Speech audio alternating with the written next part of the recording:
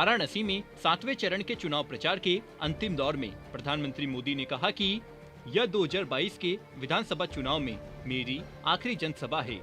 BJP ने UP का विकास किया है, बीजेपी को जिताए।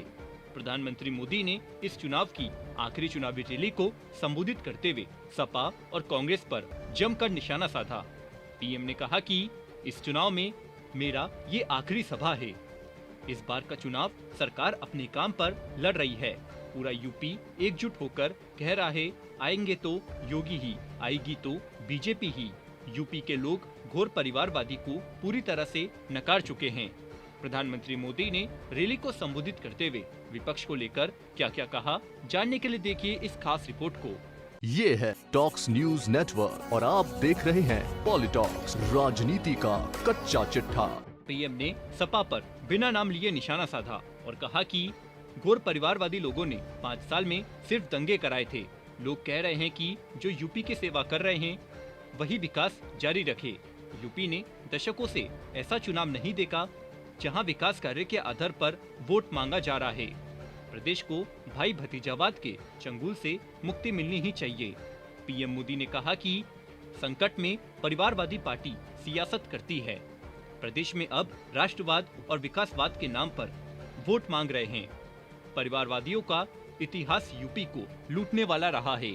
पीएम मोदी ने कहा कि मुझे एक इंटरव्यू में मीडिया ने पूछा था, तब मैंने कहा था ये चुनाव प्रो इनकम्बेंसी चुनाव है और सबसे बड़ी बात, जनता भी खुद ही बाहर निकलकर इस सरकार की वापसी का झंडा बुलंद कर रही है। कोरोना से लेकर काशी तक, बांदा से लेकर बहराइच तक डबल इंजन की सरकार की ही हुंकार एक एक नागरिक कर रहा है।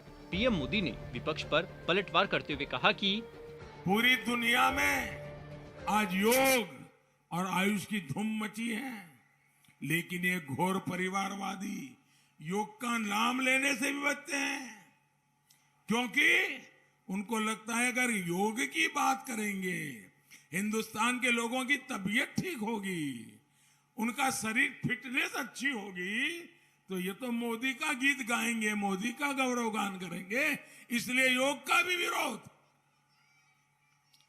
साथियों, कांग्रेस ने इससे भी आगे खादी, जो कांग्रेस की एक जमाने में पहचान हुआ करती थी, खादी का कुर्ता पहना मतलब लोग उसको नेताजी मानकर उसके घर में चक्कर काटते थे। खादी से जितना राजनीतिक फायदा उठाना चाहिए उन्होंने उठाया, लेकिन भाइयों बहनों, जो लोग खादी को भूल गए, खादी को छोड़ दिया, जो खादी गरीब माताओं बहनों को रोजी देती है, जो खादी गांव के अंदर रोजगार देती है, लेकिन मोदी ने उस खादी को अंतर्राष्ट्रीय ब्रांड बनाने का काम किया, तो उनको खादी बोलने में ही दिक्कत हो रही है। मैं अगर सिर्फ अपने इस बनारस मंडल की बात करूं ना, सिर्फ यहां की, आपको आनंद होगा भाइयों काम कैसे होता है। हमारे इस बनारस मंडल की बात करूं तो यहां 5 साल पहले, मैं सिर्फ यही की बात कर रहा हूं, 5 साल पहले करीब करीब 90 करोड़ रुपए की खादी की बिक्री होती थी एक साल में, 90 करोड़ की।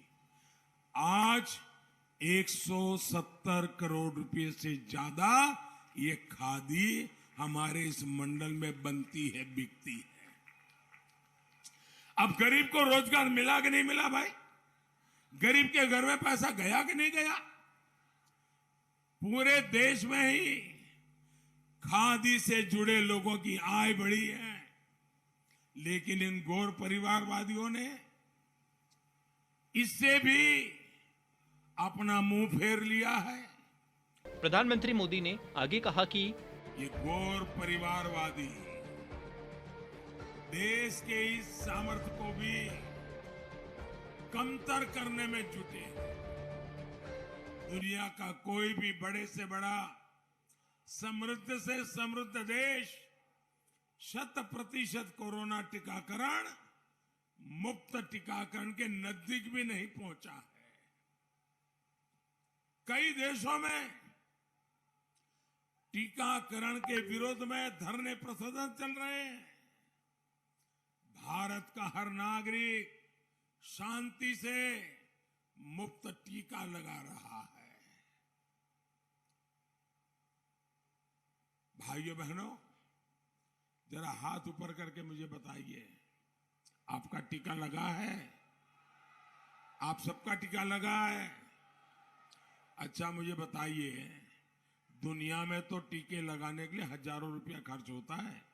आपको कोई खर्चा हुआ है क्या? टीका लगाने का कोई खर्चा हुआ है क्या? आपको एक पैसा भी देना पड़ा है क्या? आपके जेब से 1 रुपया निकालना पड़ा है क्या? भाइयों बहनों, 130 करोड़ से अधिक भारतीयों के गौरव काल के लिए भी ये लोग गौर परिवारवादी राजनीति के रंग में रंगे लोग राष्ट्र नीति को न कभी समझ पाए हैं, न पचा पाए हैं। इतना बड़ा काम, 130 करोड़ देशवासियों का इतना बड़ा सहयोग, टीकाकरण अभियान पूरी दुनिया में अद्भुत चला हो, लेकिन उनके मुंह से एक सही शब्द निकला है क्या? एक अच्छी बात निकली है क्या?